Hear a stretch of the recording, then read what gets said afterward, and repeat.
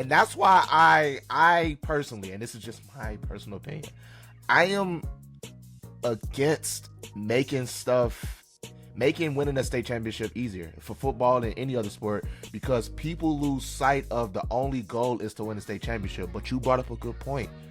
It's really to build young men and women, bro. That obstacle that you're gonna put your kids or your athletes through in order to complete that common goal of winning the state championship is gonna go way beyond sports. It's gonna go way beyond high school. It's gonna go way beyond college or whatever. It's gonna mold them to a good person in life. It's gonna make them understand that you have to work harder for certain things if you really want it. And sometimes the playing field is not an even playing field. And some kids have to understand that, because when you go into life, I don't even want to say life is rigged, but certain people are in certain positions in life. And I learned that as an adult working in corporate America. Certain people are in certain positions of life because they either know somebody, their dad was the CEO, or whatever the case may be.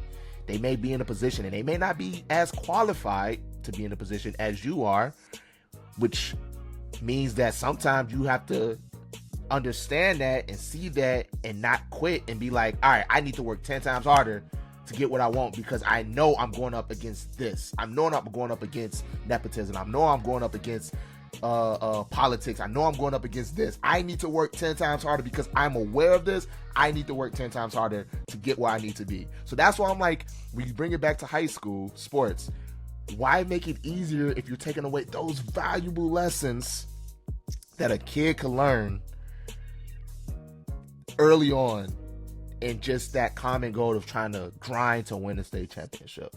If you make it easier, it's like they kind of get away from it a little bit, maybe a lot, if you try to make it easier. That's why I'm super against making private school and public schools different, state championship series. No, you need that competitiveness, and you got to understand, sometimes you can work your tail off, work your butt off, have a great team, and just fall short. That's what life is.